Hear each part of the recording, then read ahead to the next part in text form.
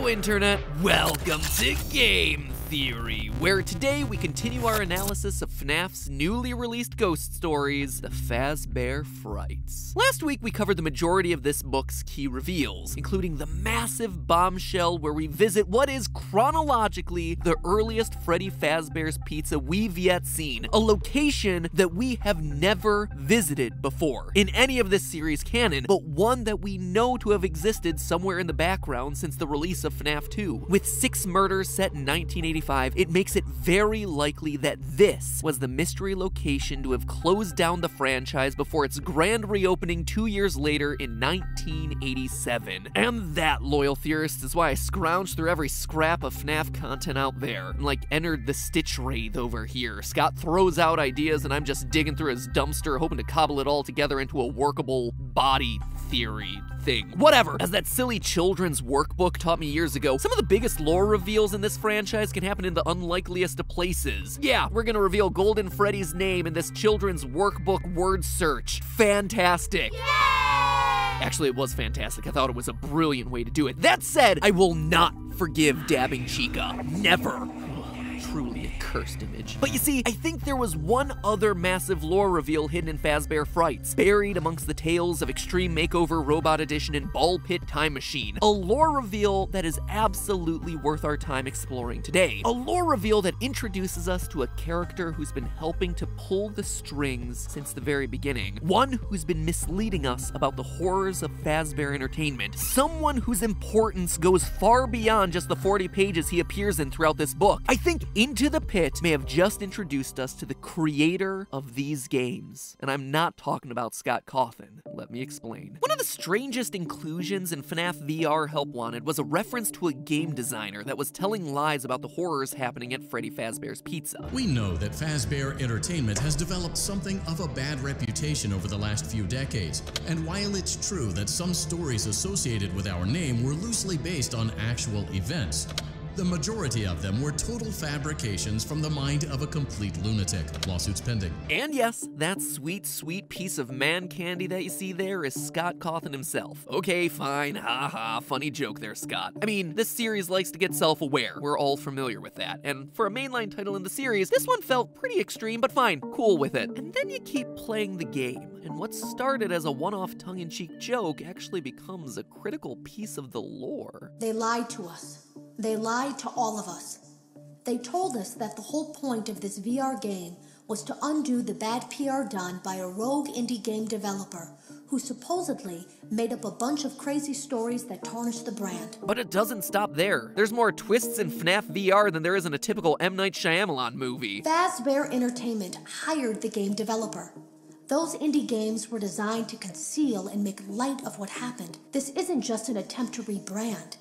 It's an elaborate cover-up. The whole thing starts with like, oh, this game designer is a joke. Psych! No, he's not. He's actually critical to the lore and is exposing the crimes happening at these restaurants. Booyah, fooled you again. He's actually one of the villains. When the dust actually settles on this plot development, what we're left with is a game designer looking like Scott Cawthon, hired by Fazbear Entertainment to make indie games, the games that we've all been playing up to this point, in order to misdirect us away from the real lore of the story. So of course, I did an episode all about how Scott Cawthon is the villain of FNAF. Let me rephrase what we just heard. Scott is one of the bad guys. He was lying to us. If FNAF VR's tapes are to be believed, pretty much everything we know from the first 3, at least, but maybe even 4, 5, heck 6 games, could all be thrown out as complete fabrications created by Scott Cawthon for the sole reason because he was paid off by Fazbear Entertainment. Except I was wrong. Nothing new to be sure, but here, my timing couldn't have been any worse. You see, earlier that very week that I uploaded that video, Scott made a post on Reddit saying that the indie game developer from FNAF VR isn't him. Here's what he had to say,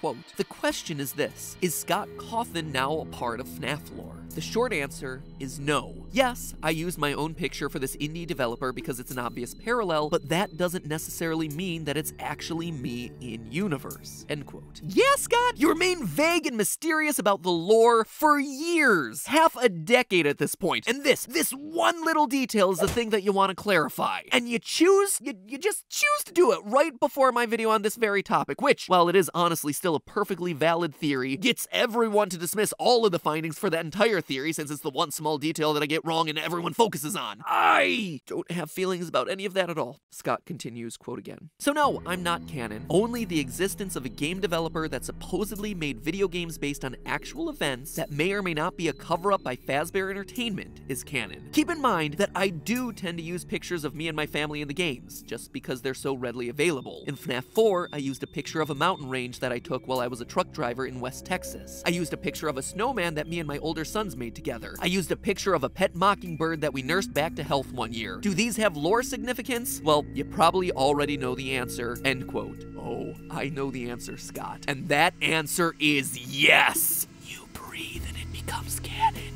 My ever-decreasing sanity aside, it does leave open the door as to the identity of who this rogue indie developer is. And I think that Fazbear Frights' story Into the Pit reveals to us who it might actually be. Admittedly, this is a bit looser of a theory, but I think it's one worth discussing. I believe our secret game designer, the one who's been lying to us through these games, is the story's main character, Oswald, the little 10-year-old boy who winds up in a time-traveling ball pit to visit the 1985 murder scene of Freddy Fazbear's Pizza. I believe he grows up to be hired on by Fazbear Entertainment to create these games. Now, that might seem like a stretch for a character that we only get to know in the span of 40 pages, but holy Ballora, is there a lot of evidence in those 40 pages to back that assertion up. Shortly into his story, Oswald is shown to be obsessed with animatronics for no apparent reason. Quote from the book, he didn't know why, but lately he'd been drawing mechanical animals, bears, bunnies, and birds. He imagined them being human-sized and moving with the jerkiness of robots in an old science fiction movie. Sometimes he drew the animals' exposed metal skeletons or sketched them with the fur peeled back. It was a creepy effect, like seeing a person's skull peeking out from beneath the skin,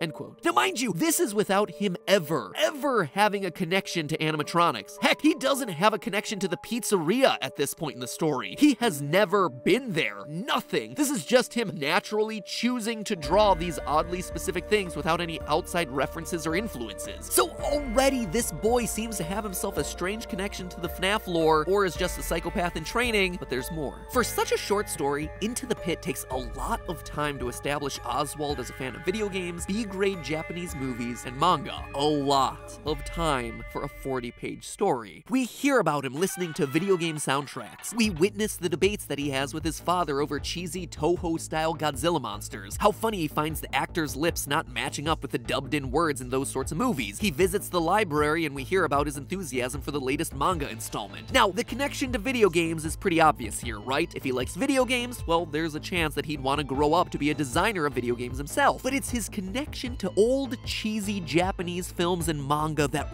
really got my gears turning. Think back to Ultimate Custom Night. At various point thresholds in that game, you would unlock the Bear of Vengeance cutscenes, each one clearly inspired by those old, poorly dubbed Japanese samurai movies, the art style clearly riffing on classic anime and manga animations. The mysterious designer of the FNAF games, who presumably made Ultimate Custom Night, would need to be a fan of this style of storytelling to want to incorporate it into his work. And here we have ourselves Oswald, a person who exists in this universe, whose limited characterization is spent establishing him as a fan of exactly this type of storytelling. Speaking of limited characterization, it's a minor connection, but a key point of the story is how money-strapped Ozzy and his family are. The reason he spends so much of his time in the library and the pizzeria is that they're both cheap forms of entertainment during the day, while his family works over the summer. If Oswald were to grow up and end up designing the FNAF games, well, it would actually be a somewhat similar story arc to Scott Cawthon himself. As his story goes, Scott was a struggling game designer. He was making minimum wage during the day as a Dollar General store clerk and working on his games at night, with none of them going anywhere, many of them being poorly received. The first Freddys game was the one where all of his years of hard work and grinding finally paid off. There's obviously a lot more to that story, but suffice it to say, Oswald seems to be a character after Scott's own heart, coming from modest means, a fan of nerd culture. So to see Ozzy be the in-universe programmer of these games, to be Scott's literal in-universe stand-in for himself, well, it doesn't seem like that much of a stretch. But okay, saying our designer was this kid who draws spooky animatronics, comes from a low to modest income family, a story similar to Scott, and likes video games and anime is still a bit of a stretch, right? Describes like 90% of kids. Okay, well, maybe not all kids have a psychic connection with a decades-old murder restaurant, but the rest of it, sure, pretty generic kid. Here's the thing though, we're not just talking about Oswald's character traits here. If you look at Ozzy's experience with the Fazbear restaurant in this story, you could see where he'd be inspired to include certain game elements that we ourselves have played through. The first and most obvious is Jeff, the current owner of Jeff's Pizzeria, the pizzeria that took over the abandoned Freddy Fazbear's and Oswald's time. He's described in the book like this, quote, "Jeff was creepy too. He looked 100 years old, but was probably just 30. With those heavy-lidded, bloodshot eyes, the stained apron, and the slow speech and movement, he was like a zombie pizza chef,"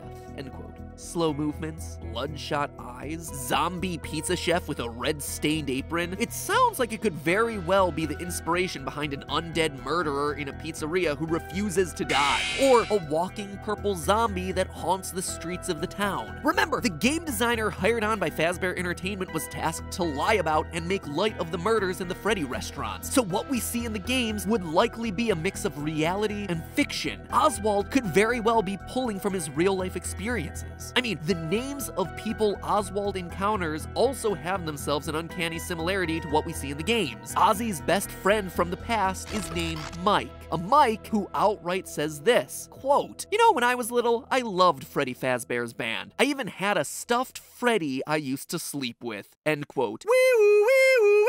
Oh, sorry, that's the lore connection alarm. It goes off anytime someone makes a passing reference to FNAF 4. In that same conversation, Mike also reveals that he has himself a sister. Wee-woo, wee-woo, wee-woo. Sorry again. And then they also talk about how creepy clowns and dolls are. Whoop, whoop, whoop, whoop, whoop, whoop. Apologies, that's my other alarm. That's the sister location revelation alarm. Anyway, it doesn't seem to be Mike Afton or Mike Emily. Oh, you can bet I checked into that one. But these conversations could certainly have inspired Oswald to make a character named Mike, who lives and loves the Freddy Fazbear franchise, who has himself a favorite Freddy plush, who has a sister who loves dolls and becomes a really creepy clown doll hybrid who commands an army of dolls herself. Later in the book, Oswald meets a girl named Gabrielle, who loves Greek myth and gives him the courage to fight back against Golden Bonnie. Gabrielle is a very random character, but one with, again, a very important name. One that is, once again, shockingly similar to one of the kids that we find on our gravestone, Gabriel. Even the theme of this short story could have inspired Oswald's games. You see, after Oswald uncovers the 1985 murders, his dad gets sucked into the time travel pit by Golden Bonnie. And not just sucked in, he's replaced. Suddenly, everywhere his dad should be, Ozzy instead sees the silent, staring Golden Bonnie stalking him,